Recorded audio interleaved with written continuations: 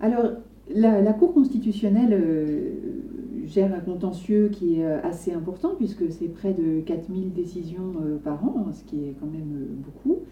Euh, on vient de parler de la question très sensible de la représentation ethnique.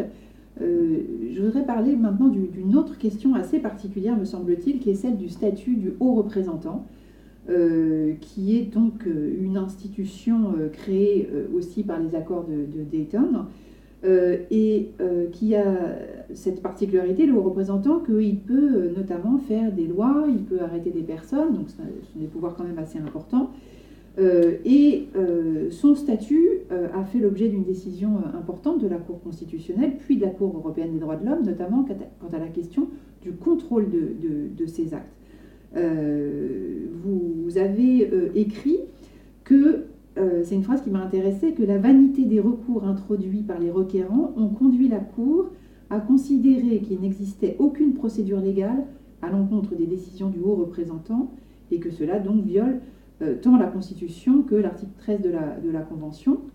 Et pourtant, la Cour européenne des droits de l'homme, à la suite, dans l'affaire Béric, n'a pas conclu à une violation. Alors, est-ce que vous pouvez nous présenter cette question qui paraît assez étonnante d'un point de vue extérieur?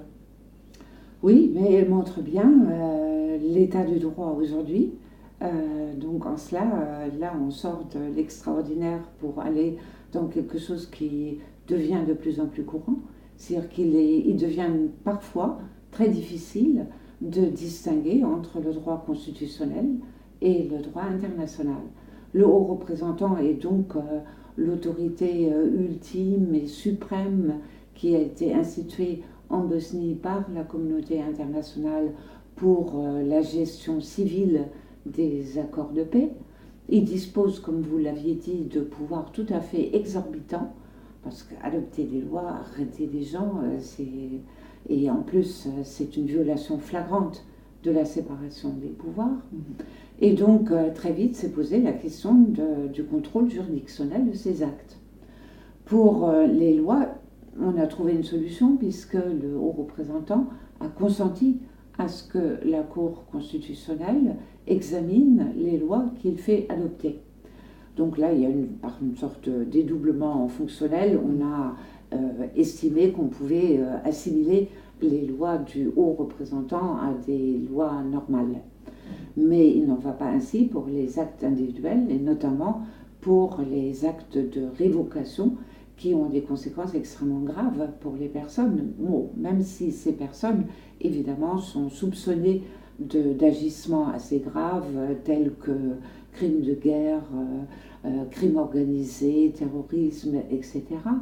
Mais il n'empêche que lorsque ces personnes sont révoquées, elles n'ont pas le droit de percevoir la moindre rémunération, elles n'ont pas le droit d'être embauchées dans un autre emploi public ou privé. Donc ils sont pratiquement interdits de tout exercice professionnel.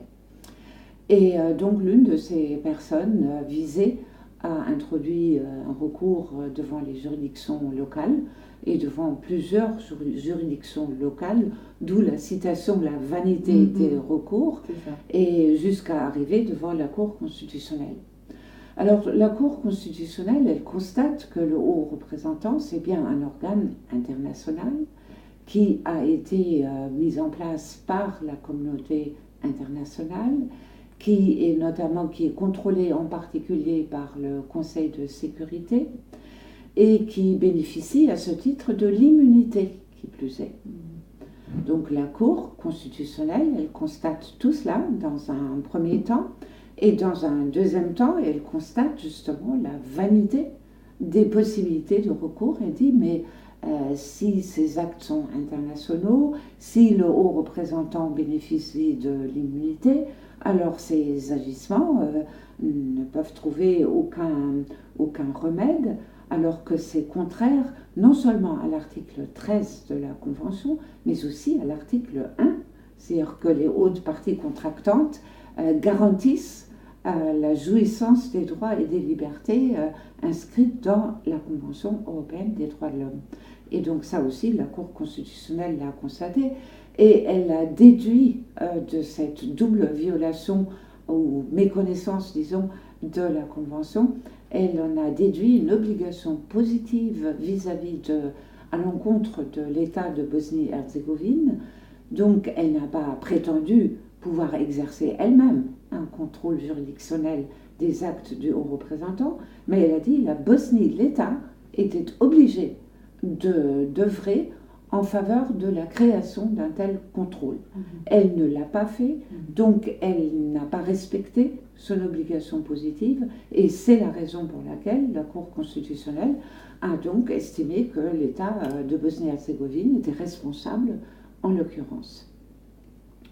Cet arrêt, il a été rendu à l'unanimité, et dès le lendemain, il y a eu un fax du haut représentant qui est arrivé à la présidence de la Bosnie et qui a ordonné aux autorités politiques de ne pas exécuter cet arrêt, et qui l'a qualifié d'acte inamical, et qui a dit que si jamais la Cour réitérait un tel geste, ça serait vraiment très grave, et qu'il considérait que de toute façon, déjà, c'était très grave. Bon, donc l'arrêt n'a jamais été exécuté, et si bien que les requérants, là encore une fois, sont allés jusqu'à Strasbourg, et là, ça a donné lieu en 2007 à l'arrêt Beric, qui a été rendu dans cette affaire par la Cour européenne des droits de l'homme.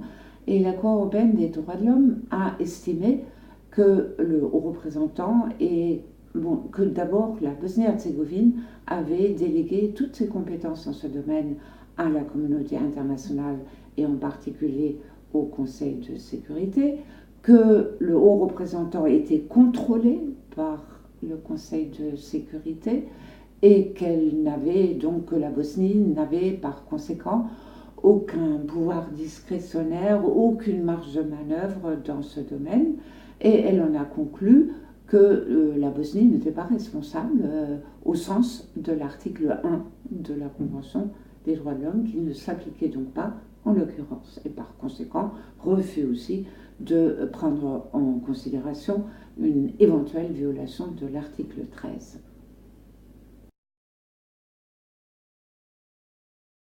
Alors, selon vous, pourquoi la Cour européenne a statué dans ce sens-là, dans l'affaire Beric?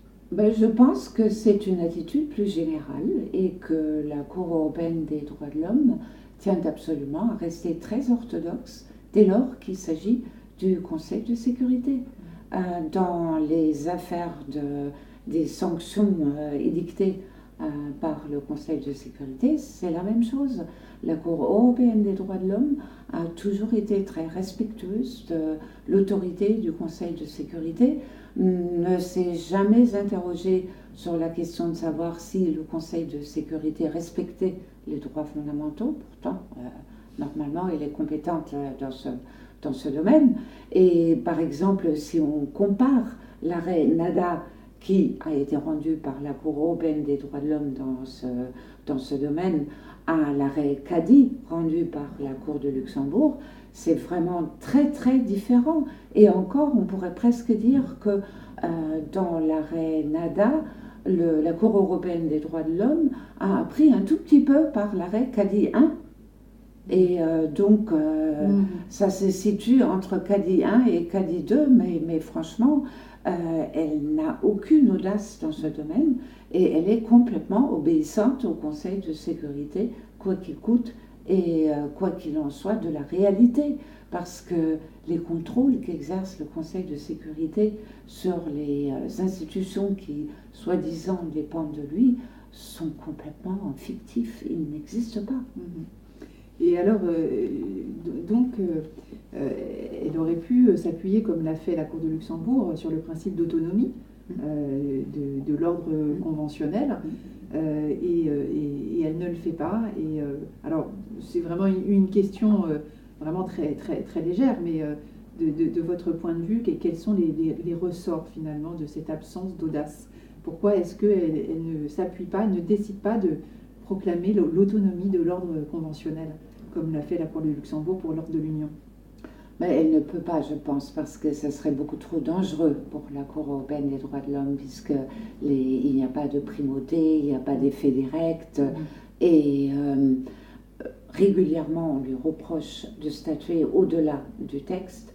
Et lorsque, par exemple, elle a déclaré que ces mesures provisoires étaient obligatoires, elle s'est attirée énormément de critiques de ce type-là, justement. Et donc, elle est toujours en train de naviguer entre une justification de pur droit international de son office de juge et une justification beaucoup plus autonome, plus européenne. Mais elle n'a jamais véritablement opté entre les deux, sans doute aussi pour justement pouvoir se permettre certaines audaces, donc certaines doses d'autonomie, comme par exemple le caractère obligatoire des mesures provisoires ou comme l'interprétation de l'article 13 aussi. Ce sont des choses que autrement elle n'aurait peut-être pas pu faire.